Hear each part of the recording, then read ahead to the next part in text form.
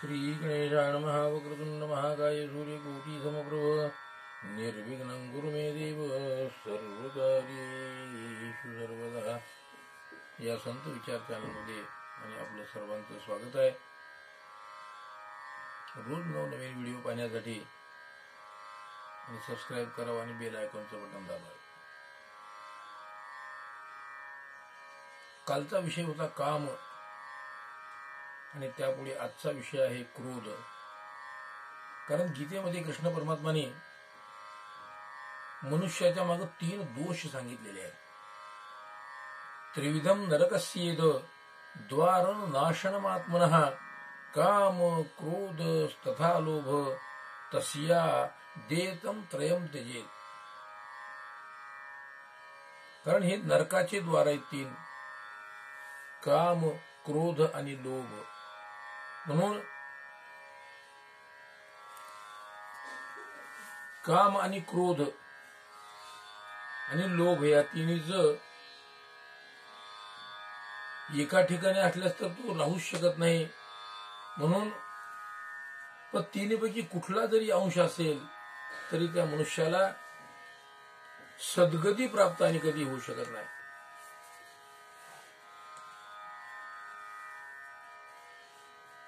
कारण क्रोध हा कुठून निर्माण होतो? दुसऱ्या अध्यायामध्ये गीतेच्या कृष्ण परमात्म्याने सांगितले, ध्यायते विषयान पुंस संगस्तेषुपजायते संगात संजायते कामम आणि कामात क्रोधो विजायते। हे कामाच्या नंतर कामाला जिथं कुठे विरोध तयार होईल आणि त्या विरोधाच्या नंतर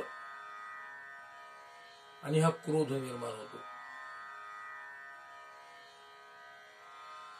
कारण क्रोधात भवति सम्मोहम सम्मोहात स्मृती विभ्रमः। कारण स्मृतीचा विभ्रम होतो। एकदा क्रोध झाला, राग आला मनुष्याला की पुढचं मागचं काहीही सुधरत नाही। तो कुठल्याही स्तराला आणि पोहोचू शकतो। त्याला आई कळत नाही, वडील कळत नाही। कामामध्ये असं नाहीये, कामामध्ये किती जरी विषयासक्त मनुष्य झाला तरी त्याला आपल्या प्रपंचामध्ये असताना आणि सगळ्याकडे तो विषय सोडून पाहतो। पण ज्यावेळेला क्रोध येतो, ज्यावेळेला राग माणसाला उत्पन्न होतो, त्यावेळेला आई वडील बहीण भाऊ आणि क्रोधामध्ये आणि कुणालाही तो मानत नाही। म्हणून ह्या तिन्हीपेक्षा त्रिविधम नरकस्येदम हे जरी खरं असलं तरी कामापेक्षा हा क्रोध भयंकर आहे। कारण क्रोधामध्ये जास्तीत जास्त माणसाला आणि त्रास होऊ शकतो। आणि विषयासक्ती थांबवण्याचा प्रयत्न झाला की क्रोधाचं उत्पन्न आणि त्या ठिकाणी होतं। एका सुभाषितकाराने सांगितलंय, काम क्रोधम तथा लोभम देही तिष्ठन्ति तस्करः ज्ञान रत्नापहाराय तस्मात् जागृत जागृत। सगळ्या समाजाला, सगळ्या जगाला सुभाषितकार सांगतात, अहो तुम्ही जागे व्हा तस्मात जागृत जागृत। पण कशासाठी? तर काम क्रोधम तथा लोभम देही तिष्ठन्ति तस्करः आणि ज्ञान रत्नापहाराय। तुमच्याकडं जे काही ज्ञान नावाचं रत्न आहे, ज्ञान नावाची बुद्धी तुमच्याकडे आहे आणि ही बुद्धी ह्या तिन्ही जर तुमच्या जवळ आले, काम क्रोध आणि लोभ, तर तुमची बुद्धी त्या ठिकाणी क्षीण झाल्याशिवाय राहत नाही। आणि बुद्धी क्षीण झाली की माणूस नरकाकडे जायच्या मार्गाला आणि मोकळा होतो। म्हणून तुकाराम महाराज एका अभंगा म्हणतात, काम क्रोध लोभ स्वार्थ आणि अवघा माझा पंढरीनाथ। त्यांनी काय केलं तुकाराम महाराजांनी की काम आहे, क्रोध आहे आणि लोभ ह्या तिन्ही गोष्टी आणि देवाच्या पायावर ठेवून दिल्या। देवा हे सगळं तुझंच आहे आणि तू ह्या तिन्हीचं स्वरूप म्हणून तू माझ्याकडे आहे। किंवा दुसऱ्या एका अभंगामध्ये उदाहरण द्या, तुका म्हणे काम क्रोध बंदी खानी आणि तुका म्हणे दिले दोन्ही इंद्रियाचे धनी आणि आम्ही झालो गोसावी। काम क्रोध बंदी खानी, कामाला आणि क्रोधाला आम्ही बंदीशाळेमध्ये टाकून दिले, आमच्याकडे त्याला थाराच नाहीये। हे संतांचं स्वरूप आहे। की ज्यांच्याकडे काम, क्रोध आणि लोभ याला थारा नाहीये. सगळ्यांना उदाहरण माहितीये की शिवाजी महाराजांनी ते लोभाच्या उदाहरणामध्ये मोडत आहे की हिरे माणिकांची थाळी त्यांच्याकडे पोहोचली आणि त्यावेळेस त्यांनी त्याला स्पर्श सुद्धा केला नाही. नव्हे ती घाण इथं कशाला आणली म्हणून आणि ती वापस तशाला तशी पाठवून दिली. किंवा मंबाजी बुवा सारख्या पाटलांनी ज्या वेळेला उसानी मारलं तुकाराम महाराजाला,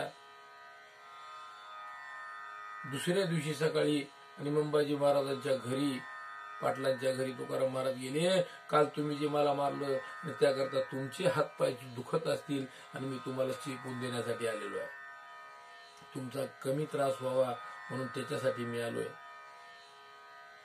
त्यांच्याविषयीचा क्रोध, राग आणि हा त्यांच्या मनामध्ये कुठलाही नव्हता.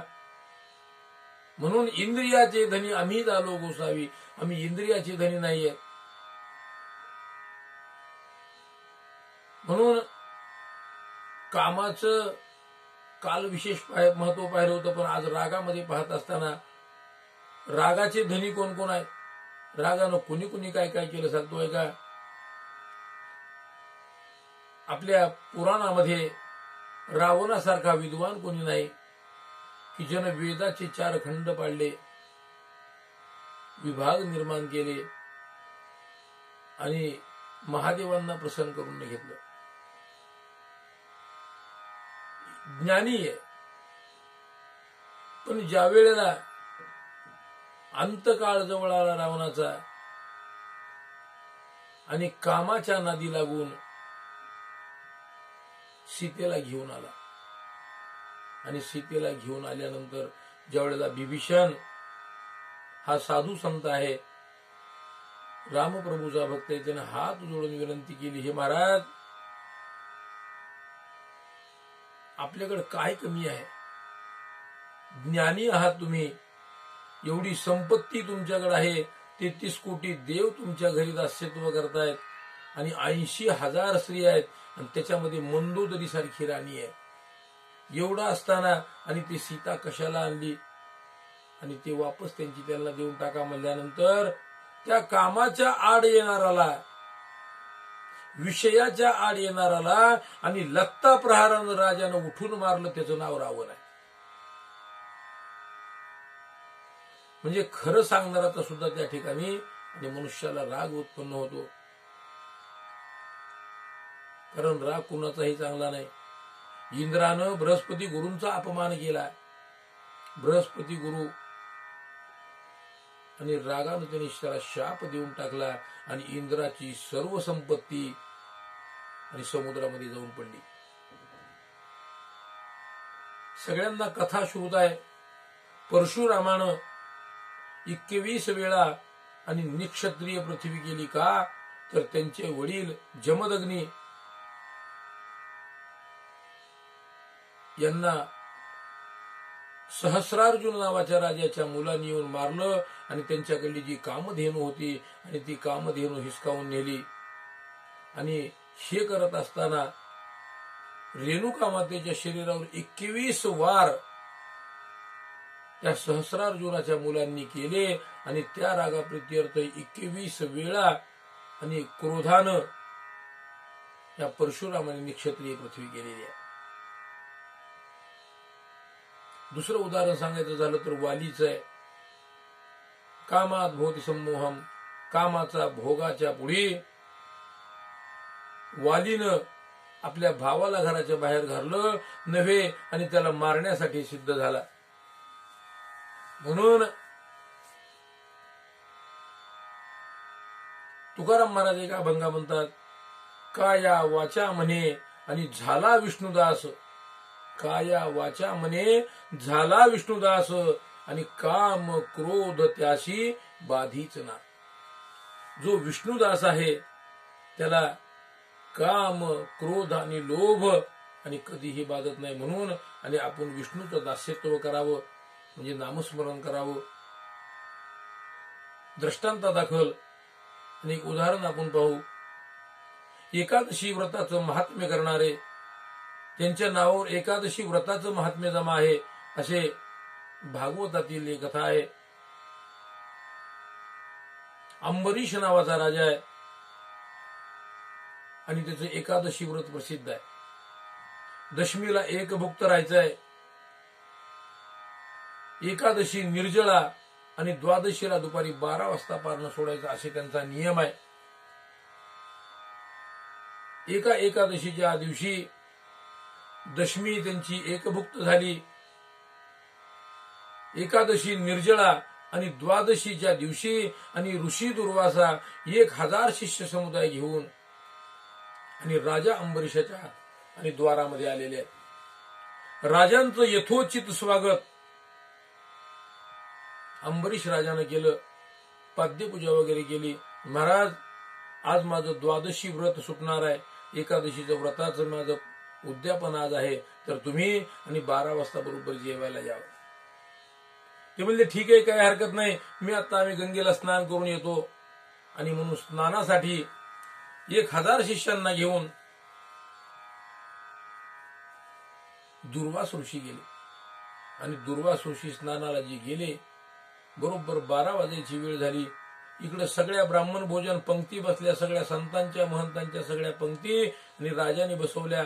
आणि वाट पाहतोय दुर्वास ऋषींची, पंगत वाढून तयार आहे, कारण वेळेला बाद व्हायला नको. व्रताचं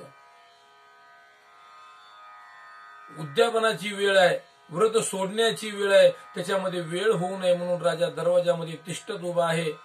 शेवटी वेळ अगदी कंप्लीट झाली. गुरूंना विचारलं अंबरीश राजानं, म्हणे काय आता पर्याय सांगा, कारण दुर्वास ऋषी आल्याशिवाय त्यांना मी निमंत्रित केलंय आणि त्याच्याशिवाय मला जेवण करता येणार नाही, आणि मी आता काय करू. त्यावेळेस दुर्वास ऋषी आले नाहीत असा विचार करून गुरूंनी सांगितलं, राजा,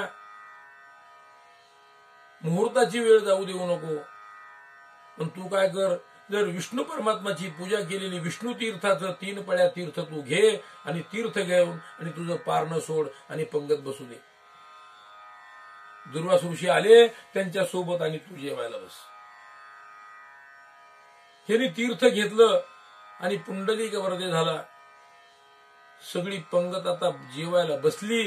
इतक्यामध्ये दुर्वास ऋषी आले आणि राजाला म्हणू लागले, राजा, आणि तुझं हे कर्म योग्य नाहीये, तू माझी क्षणभर सुद्धा वाट पाहिली नाही आणि तू आणि मला सोडून सगळ्यांना जेवायला बसवतोय. आणि राग आला आणि त्या राग आपल्या जटा एक उपटली आणि जटा जमिनीवर आपटल्या बरोबर आणि त्यामधून एक राक्षसी निर्माण झाली आणि ती राक्षसी धावत आणि अंबरीश राजाला मारण्यासाठी निघाली.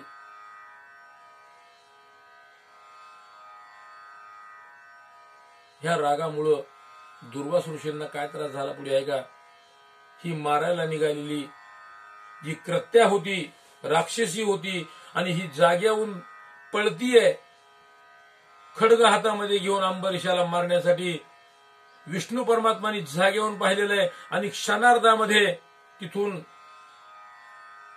चक्र सोडलं आणि त्या चक्रानं क्षण न लागता आणि त्या कृत्येचा घात करून टाकला. आणि ते सुदर्शन चक्र त्या कृत्याला मारल्यानंतर जे वापस जायचं ते वापस न जाता आणि दुर्वास ऋषींच्या पाठीमागे लागलं. कारण देवाच्या भक्ताला त्रास झाल्यानंतर देव कोणालाही सोडत नाही. दुर्वासांच्या पाठीमागे लागलं ते चक्र आणि हे सुदर्शन मागे लागल्याबरोबर दुर्वास पळू लागले. दुर्वासाने विचार केला, आता कुठं पळाव. शंकराकडे गेले कैलासाला.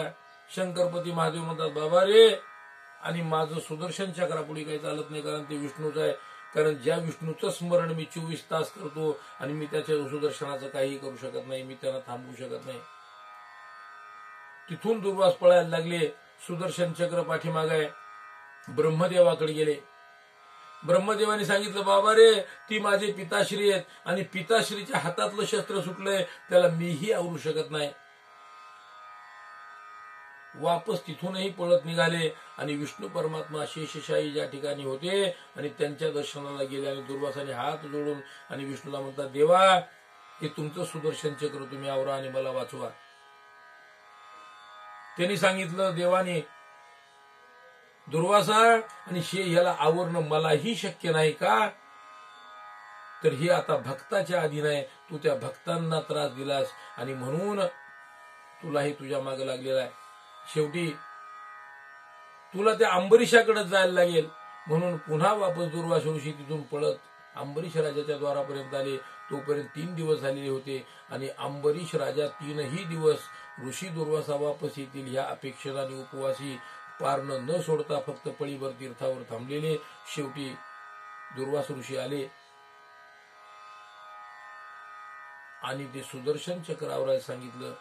त्यावेळेस ते म्हणले, बाबा रे ते देवाचे, पण ते म्हणले मी सगळ्यांकडे जाऊन आलोय आणि तुमचीच उपस्थिती, तुम्ही त्यांना हात जोडले तर ते पाठीमागे जाणार आहे. म्हणून अंबरीश राजानं हात जोडले, सुदर्शन चक्राला नमस्कार केला. हे चक्र राजा आणि माझी भक्ताची तुम्ही लाज राखा आणि आमच्या गुरुवर्य दुर्वासांना तुम्ही त्रास देऊ नका असं म्हणल्यानंतर सुदर्शन चक्र वापस गेलं आणि दोघांनी मिळून त्या ठिकाणी भोजन केलं. म्हणून क्रोधात भवती सम्मोहम, सम्मोहात स्मृती विभ्रमः. क्रोध आल्यानंतर स्मृतीचा नाश होतो, बुद्धिभ्रंश होतो. तसा ह्या बुद्धिभ्रंश दुर्वासांचा झाला. अशा प्रकारचा राग कुणाच्याही मनामध्ये कधीही येऊ नये, कारण हा राग आणि शास्त्रामध्ये सुद्धा बाधक आहे आणि आपल्या मनुष्य जन्मामध्ये तर बाधक आहेच आहे. याकरता सर्वांनी काम, क्रोध आणि लोभ सर्व सोडून आणि परमेश्वराचं चिंतन करावं. रामकृष्ण हरी.